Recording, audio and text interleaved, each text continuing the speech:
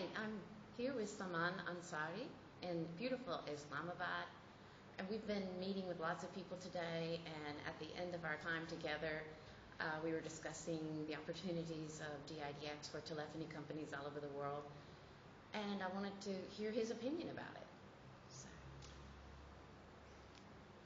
Normally, all these huge telecom rollouts with millions of lines being added especially on the mobile, with other services coming up, it's also mobility based. Normally one stops thinking beyond what the basic voice services are. People are beginning to understand SMS and beginning to understand data and so on, but they're really not tagged on to the principle that you can actually make much more money on the same platform. All you got to do is to think out of the box. Now, one of the examples is when you go to a mobile phone company and you say, what's your ARPU? In Pakistan, it's hovering somewhere near $3, which is killing. They still have to roll out a lot, but they're stuck there because of competition. Secondly, you just ask them how many users you have. The biggest company will say, oh, you got 30, 31 million, and the second one is going to say you got 15 million and so on. And you tell them, how many numbers do you possibly have? Oh, you got, I think, an 8-digit numbering scheme, and we can probably hit 100 million or so, 200 million or 300 million, really almost an infinite number from the perspective of having only 160 million people in Pakistan. So when we say we got 60 million phones or 80 million phones, I think we are hitting the top edge. Now these mobile companies sit back and say, I got to keep on investing $1 billion a year just to stay still, and I'm going to very low ARPU areas. If I don't go there, my competition is going to go there, so they're going to hurt bad.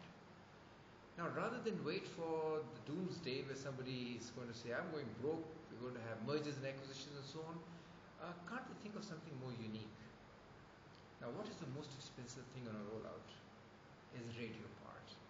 You've got to install BTSs, micro BTSs, you've got to put these up every 200 meters, 500 meters to get a coverage which enables you to deliver a good quality of service and so on. But hey, Pakistan for instance now has terabits of capacity, glut of broadband capacity. International connectivity now, STM1, which used to cost in excess of $200,000 is less than $18,000 a month. That's 155 megabits of IP, right? Now you got these two things. You got these switches, the MSCs of the mobile companies. They have a nearly unlimited capacity of being able to address several million, hundreds of millions, or dozens of millions of telephone numbers. Their limitation is how many BTSs they have, how many people can access the BTS at the same time. So this whole ripple effect creates the fact that maybe 20% of the customer base can at any one time use the network, because depending on the number of radio channels they have, and the rollout is radio channels. Now if somebody comes to them and says, hey you guys, have you ever heard of IP? Most of them are going to roll their heads, their eyes up and say, oh, IP. These IT guys keep on talking about it. What good is that for me? My system is GSM, nothing on IP.